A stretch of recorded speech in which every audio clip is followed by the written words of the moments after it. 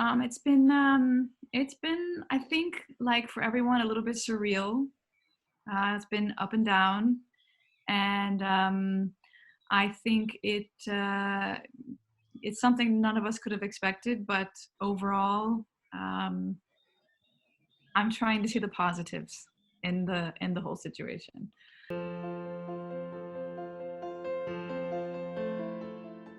So yes, my daughter's a little bit older than my son. My son was 7 when we started this. He's turned 8 recently.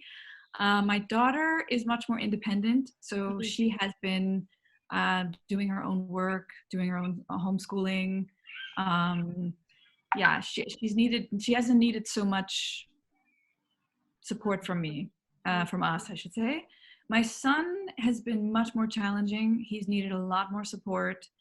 Homeschooling has been a full-time job in a way, like I think it has for many, many parents. So that's been a definite journey. Yeah, so I look at this a little bit like a journey, and I think because we've been ahead of it here in Italy, I feel like I've seen people that are maybe 2 weeks behind us or a week behind us going through a lot of the same phases that we have. Right. So there was like the initial phase, I don't know if you had this, but the initial phase was, we tried to keep this really strict routine, and, we tried to keep it, okay, exactly how it was, when we were in school. And then the second week it was like, okay, maybe it doesn't have to be that strict, right? We have all this time together.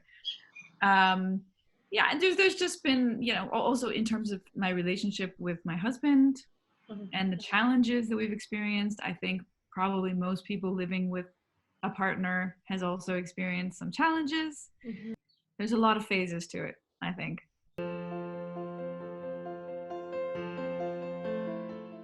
I tried again. I try to focus on, the opportunities rather than the obstacles. And so I think one thing for sure that I've learned through this is I've learned so much about the way my children learn. And for example, I learned that my son has needs that I was not aware of. Okay. He needs a quiet environment. He needs less distraction. He needs a very organized space. In the beginning, I was following everything the school put out. But after some time, I let go of that control. And I think that's a good thing for parents to know, is that our kids need us there much more, let's say in a less stressed, strict, controlling way. And they need a lot of understanding and empathy. And for example, my son, a couple of his classes I just completely cut out of his curriculum because it was way too much. It was stressing him out. It was stressing me out, and it was affecting his learning in his other classes. So that was a fantastic decision. And I think also, like, giving them more breaks. So I think that's totally fine. The kids need routine, and they feel much safer when they have a routine, and it's important that we have boundaries that we stick to. But it's equally important to give them more time to play or to have a longer snack. Yeah, and I think every parent in this sense, you can use a little bit your gut feeling. If you're starting to feel like this is way too much, it probably is.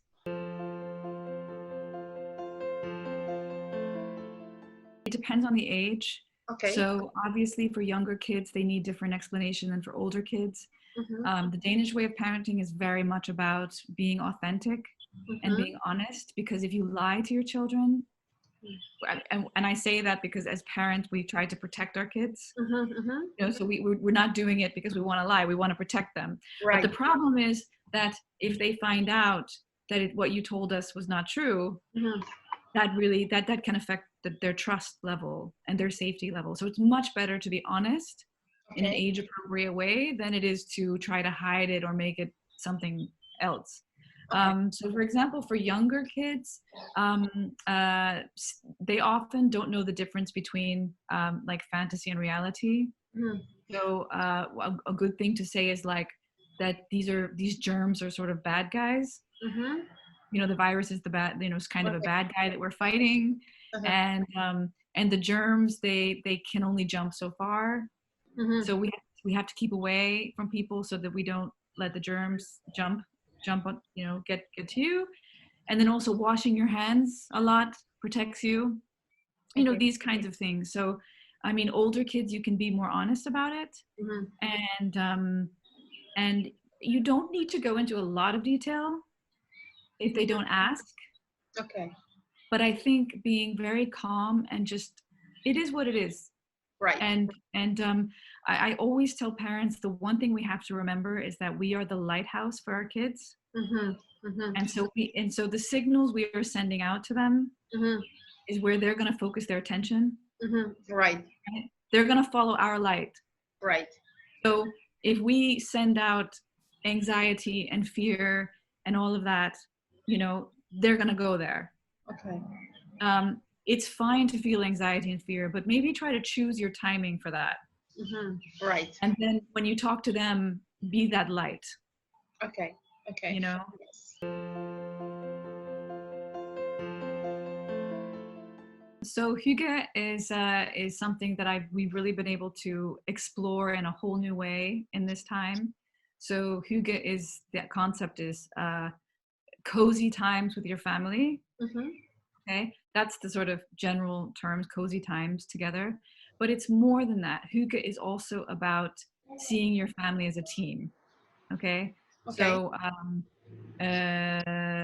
yeah, it's a team effort. We always say that hygge is a team effort, and in fact, I mean, when I was in Mexico talking, Mhm. um, you know, I told about this hygge oath, right? Mhm.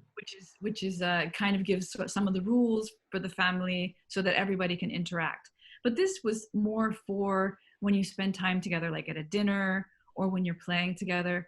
But actually, it's much more also about contributing to the house Okay. and Uh-huh. being a team Mhm. and seeing yourself as a responsible member of the Mhm. family. Mhm. And this has been an amazing opportunity Mhm. for my family, my kids, to really start contributing in a totally different way than they ever have before. Mhm. Because, you know, 2 months all the time together, Yes. it's a new experience. And but I have to say, like, I've been so impressed. It's silly stuff. Like, my son is learning to make his own popcorn. My daughter is, you know, starting to bake by herself. Mhm. um, you know, we're also baking together, but she's learning to really take control of some of these things Okay. and helping out with the house. And these all sound like maybe small things, but you know, the research shows that for like children's self-esteem and also for the cohesiveness of the family, Mhm. it's important that we have this sensation that we're all in this together. Okay. Also our house, Okay. right? And our home, and cooking together, and you know, thinking about these kinds of things, which maybe before I was in such a rush Mhm. that it's easier to just do it, Right. you know? Right. Whereas now I'm like taking the time to, when we're baking something, instead of just jumping in and fixing it, you know, I have the time a little bit more now to say, to let her figure it out, Mhm. Mhm. which is very much in this Danish concept of developing a sense of control over your own life and confidence.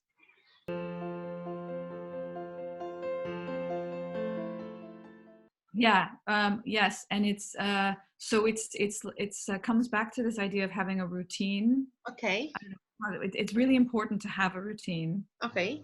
Um, Kids feel safer in a routine, Mhm. and also, especially now, they need that predictability, Okay. because life is so unpredictable All right. Uh-huh. that when kids know this is what's happening in my day, it does way more for them than we even realize, right? Okay. So now the other side of this routine is it doesn't have to be super strict. It just has to be sort of consistent. Okay.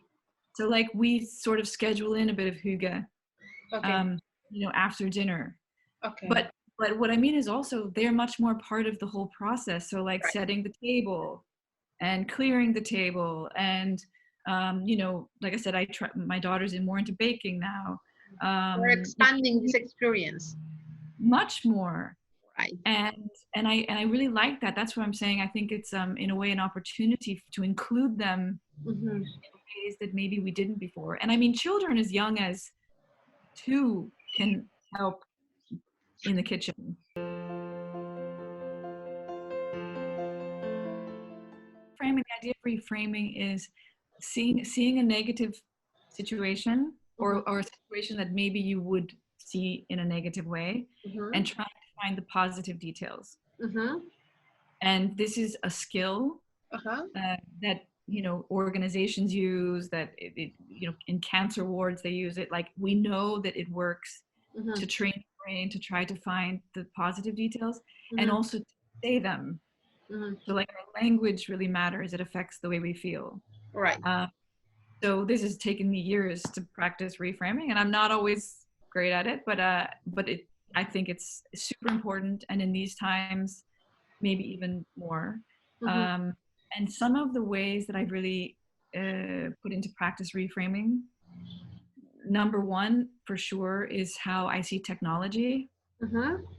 So when we went into this, I was a little bit against screen time, and it was something that I even I didn't want it to be part of hygge either. Right. And I was finding all these ways to help parents almost like limit screen times. Then this happened, and suddenly I'm so grateful that we have technology. Right. Because we can do classes, we can see our family, my daughter can see her friends. And so it completely changed my view of technology, and it has made me begin to interact with it in a new way, to be curious in a new way. I'm finding ways to play games. I would never have done this before. Okay. So like I'm playing video games with my son, and it's hyggelig, it's cozy. Okay. He loves it. I'm interested in what my daughter's doing. Like, I think all parents, we can start to see technology in a more positive way. And actually, instead of push it away, I always say, instead of saying no, say no. Yes. Right? It's about learning more about this world. It's about having some. I've written a whole based on the Danish model, some guidelines for parents to help them understand how to talk to kids about it. But yeah, that's a very positive thing, I think. Okay.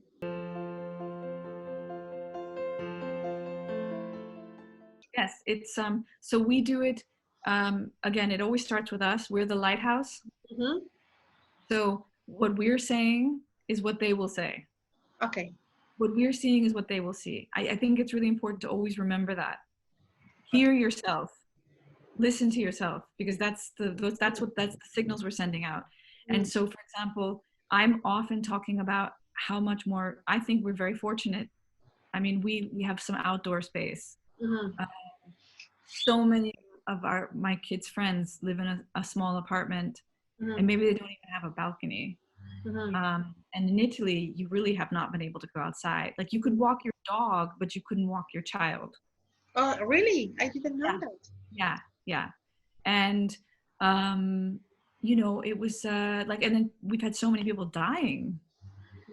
It's been crazy. So, were people sick? And so there's so many ways. We've also talked about just feeling fortunate, not in a panic, just in a real, genuine way of thinking about why we have it really, really so much better than others, and how grateful we are. Right. And I'm not saying it that I'm telling my daughter to say this or my son to say this, but they're seeing me really feel that way. Okay. And I think you lead with the example. Yeah. and even if it is that, like, technology is another example, you know, that I'm also seeing that in a more positive way, and opening up discussions about that, and how to use it in a positive way.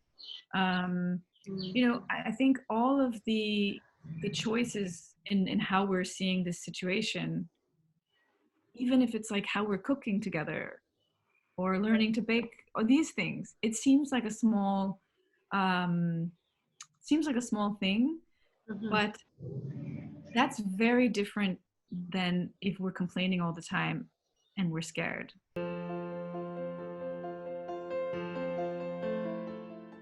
Yeah, no, I mean, so the idea of like the Danish parenting is they try to avoid power struggles as much as possible. Okay. Because, you know, it's a very, you know, they don't use a lot of yelling, and spanking is illegal. It has been for 20 years. So I again, sorry to keep coming back to routines, but the great thing about having a general sort of routine in your day is that you're able to also give your child some choices.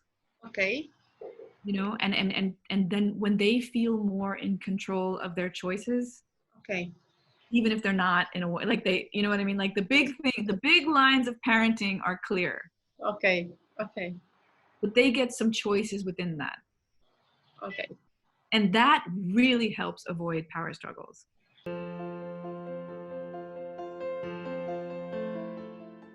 I think, okay, so there's one thing I want to mention about reframing. It's not that we don't have a lot that we can worry about. So we have a ton we can worry about financially, and, you know, what we don't know what's waiting for us when things open up.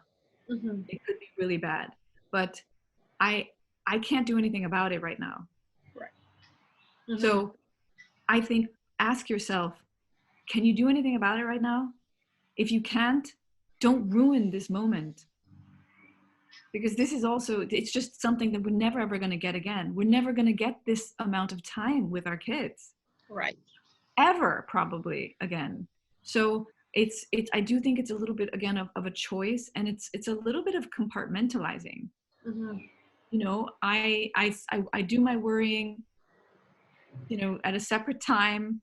But again, since I can't do anything about it, I think it helps to just focus on that fact that you will deal with it when things open up. Right now, just enjoy, just try to appreciate this time as much as you can. That's one thing. And I, you know, since I'm a little bit ahead, we're a little bit ahead here than other people. I think either many people have had issues with their partner, or they will have at some point, because being together all the time and the work thing, and it's just, it's difficult. So I really recommend having a talk and recognizing that this whole thing is extremely stressful. It really is. I mean, we're being very good at pushing it away so that we can appreciate this time, but it is very stressful, and we don't have any control over it, and we don't know. And sometimes that can make us sort of fight with each other, because when you're stressed, you know, you tend to sort of attack, you can attack each other, right? It's normal. And so I found it's really helped us to acknowledge this, and acknowledge that we're going to have bad days where we feel worse than other days, but that we're on the same team.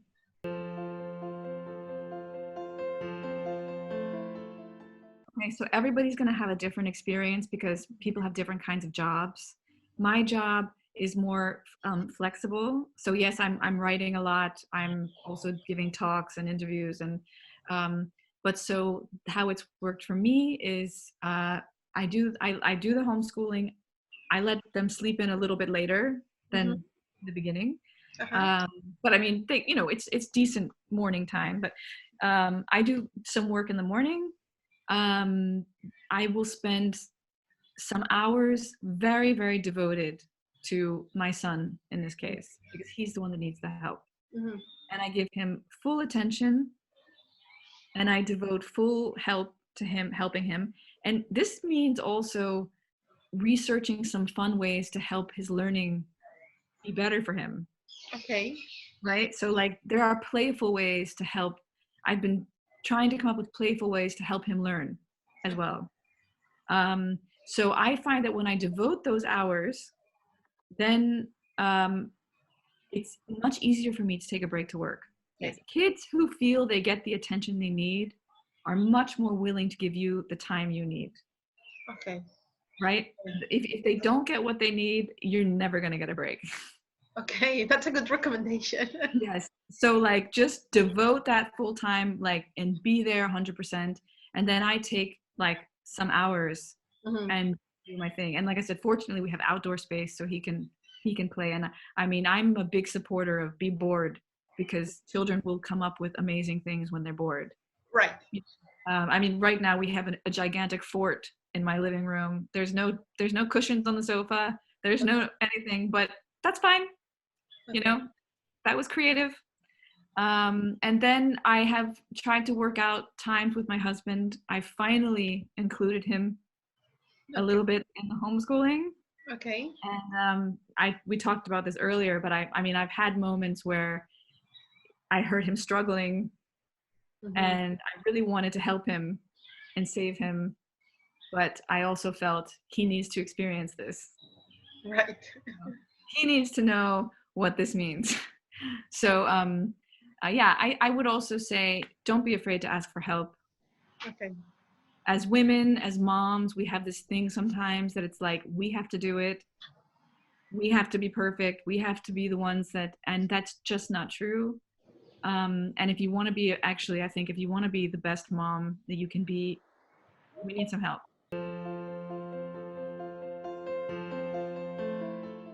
I can just tell you, but this is also fun. This has been very funny because this is what I've realized in month 2 of lockdown.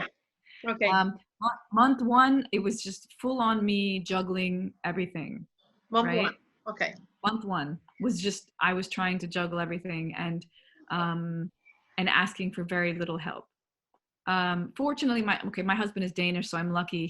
He's naturally a little more helpful, I think, than the average person. But then in month 2, actually, I think it was really last week that I finally really included him, and I said, okay, we have to split this up.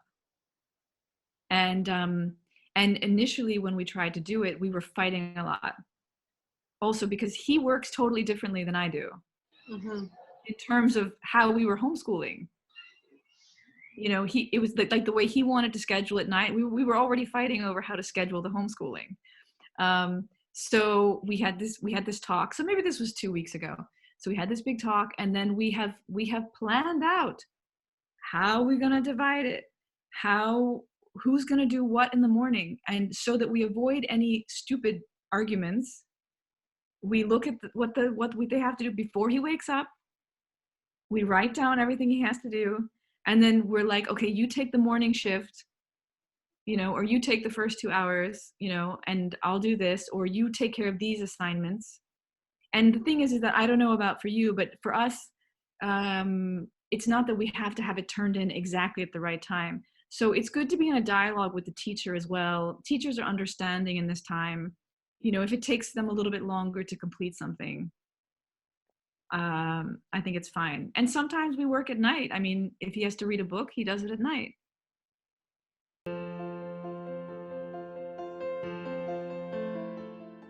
I mean, my son doesn't want to go back to school. Really? No.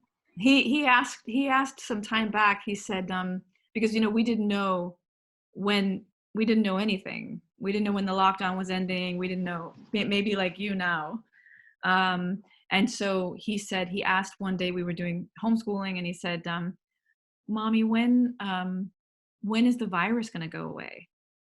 And I thought, oh no, he must be scared, you know? And I was like, you know, I'm not sure. But, you know, and then I was like, why are you asking? And he said, I don't want the virus to go away. I don't want to go back to school. I want to homeschool.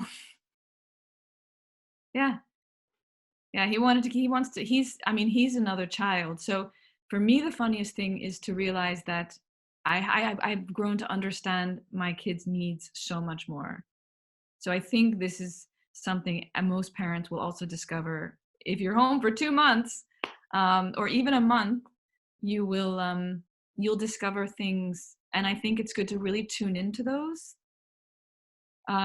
because you will be able to help them next year at school.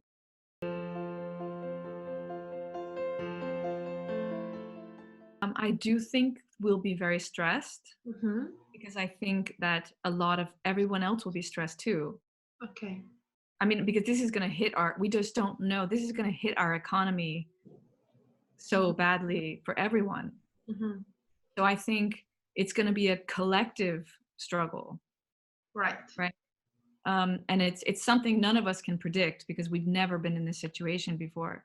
But I think coming back to this idea of authenticity, Mm-hmm. I think it's important. I mean, I'm already talking to my husband about how stressed we will be probably when this lifts. So we really have to make an extra effort to be nice to each other, Mm-hmm. and we have to really make an extra effort to be nice to the kids Mm-hmm. and not yell at the kids and not get short, right? Mm-hmm. Um, and yeah, be honest about it, and talk about it. I mean, it's I think it's, again, something we've never experienced, and there's no magic wand. I think it will be hard. Mm-hmm. But I think being honest about it and being able to be vulnerable about it sometimes Mm-hmm. is how we connect, right? Rather than trying to be strong and tough, and I think yeah, we just have to take it one day at a time, Mm-hmm. and and keep prioritizing. I mean, for me, I tried to always prioritize my role as a parent. Okay. For me, that's my most important job ever. Okay. So I try really hard to like be aware of that, and if I feel really stressed, or if I feel like I can't be, I try to pass the baton, so to speak. I really ask someone to step in, or my husband, or take a break, you Mm-hmm. know um get some alone time, get some um yeah, and I think that's the best we can do. I don't think there's no such, it's just going to be that how hard. Just keep thinking that we're the lighthouse, and that we have to try to be the best we can be.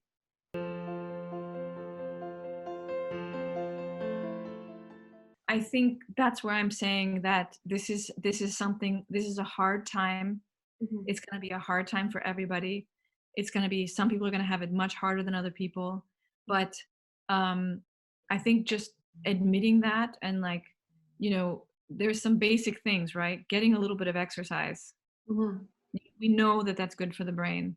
We know that that helps. When you're depressed, it's hard to do that. um we know that stress makes you more angry, it makes you more grumpy, it makes you it has lots of effects. This is just a fact, Mm-hmm. and we're not going to be in a happy mood all the time, and I think that's okay. Mm-hmm.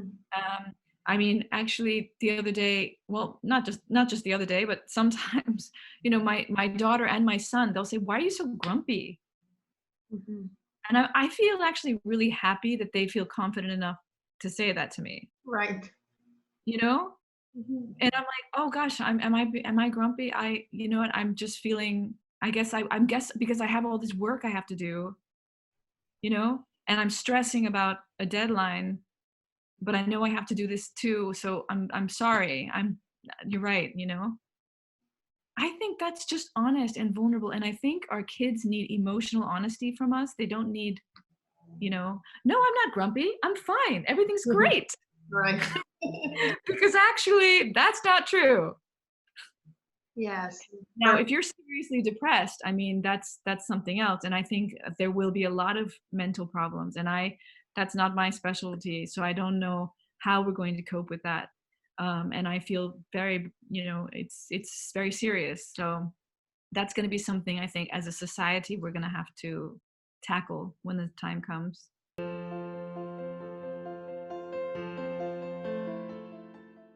Well, in terms of play, I think I talk a lot about play, and I talk a lot about how much children are truly learning from play, Mhm. and that it's been really hard for us as parents because we're so many of us have become, I don't want want to say brainwashed, but believing that academics is the only thing that measures success, right?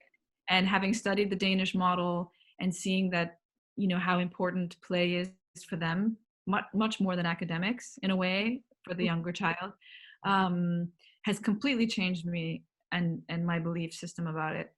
And so I would say really, yeah, coming back to this letting go of control a little bit. And if you think that your schooling, your online schooling is super rigorous, and if there's any part of you that feels it's a little ridiculous,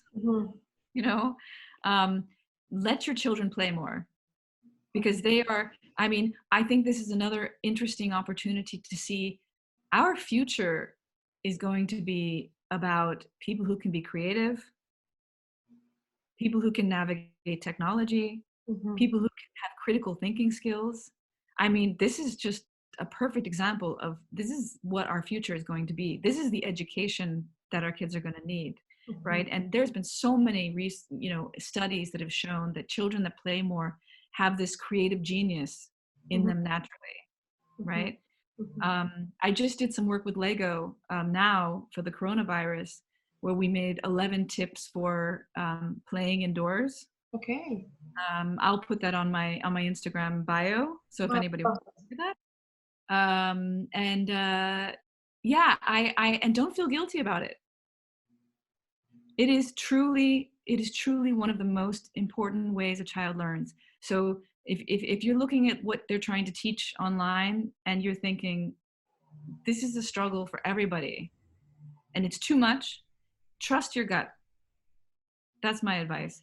And let your children go outside. I don't think we're going back to school this year. So believe in the power of play. Let your kids be bored. Oh my God, give them a cardboard box. My son spent, I don't know how many hours making ships and puppet shows and cars and trains and with a box. Right. Okay. Yeah, and they need expensive toys. No, you don't need expensive toys. Make an obstacle course with cushions. I have a fort in my living room right now. There's no dining room table. There's just a fort. And I'm really happy about it, because I do think this is the kind of thinking we need for the future. This is what they say we need. This is on the world, I forget what it is, the World Not Health Organization. What's it called? I forgot. But anyway, these are the skills for the job, for the future that we need. Critical thinking, creativity. OCDE in Spanish, OCDE. What is it? OCDE in Spanish. Oh, okay, yes. Social emotional skills. It's completely changed. It's not memorization. It's not all of these things that education has been in the past. So I also think this is a great opportunity as parents to look at this and think, what if this continued? What are the best skills for my child to be learning? Right. And I also think, like I said, we're not going back to school, so try to make this time as pleasurable as possible as well. For everyone. Don't make it fight every day. Right? Right. Some fighting is fine. They need boundaries. There's conflict is part of relationships. One of my favorite quotes from a Danish psychologist is conflict, good relationships, it's from the heat of conflict and the warmth of harmony. Oh, okay. Right? So you need both. Yes. A good relationship needs both. Right. But you can absolutely make your days a lot more pleasurable by believing in things like play and trusting your gut and what seems like it is necessary and not necessary.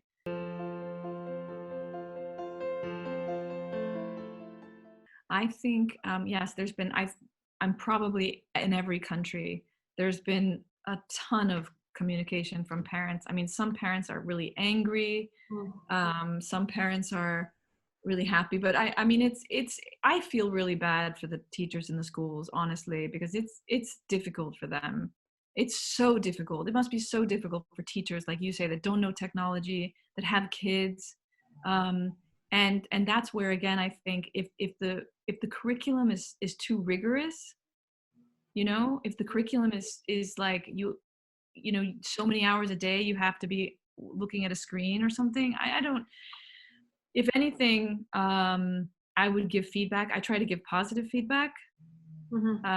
I took my son out of one of his classes because I felt it wasn't, I think I mentioned, it was not helping his learning, and I communicated that to the school. I think try to give constructive criticism, and I think take it easy. If I would say less, not more. Okay. And of course the teachers are missing their kids. Hopefully they've found some good online, like Zoom seems to be a great way to be with a class, and that it means a lot for the kids to see each other, you know, on these things, which is, again, like, thank you, technology. Right. Otherwise we're going to send smoke signals up, you know. It's just, remember, it's a learning process for everybody, and it's yeah, it's going to be different next year, and we just don't know how.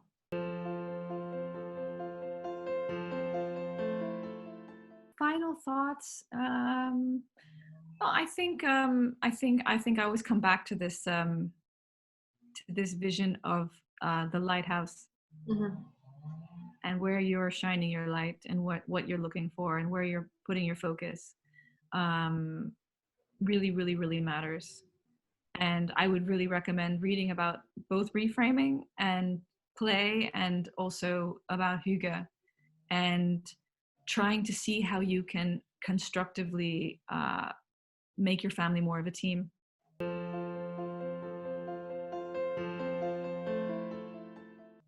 Yes, and I think that we also recommend that you buy Jessica's book if in case you haven't done that. Yes. You can buy it on Amazon. Last year when you were here in the World Parenting Forum, it was sold out. So I think that now there might be some copies, and you can buy it on Amazon, and you can spend this time to begin to learn more about the Danish way of parenting. That regardless where are you, if you are in Mexico, Colombia, Canada, Europe, regardless where you are, you can apply this to your home, and it doesn't matter if you are in quarantine, you can still apply it. So it's a really good recommendation. I don't know if you would like to recommend something else. You were saying that you were going to put on your Twitter the 11 recommendations to play indoors. Yep. On my Instagram, if you go into my bio, I'll put the link to the 10 or 11 tips I've worked with Lego on, that they're doing a great campaign to help parents who are inside how to play more. What else? Yes. And then I would say Jessica Joelle Alexander, also my website, because I'm working on these technology tips, which I think will be super, super useful, especially for parents like me who were completely kind of against, and now I'm learning how to embrace it, but I think in a knowledgeable way. And I think many parents could benefit from this. So yeah, check out those things. Perfect. Thank you so much, Jessica, for everything. And we wish you the best luck, and that you finish the lockdown like soon. Another month. Yes. Okay. Thank you. Thank you.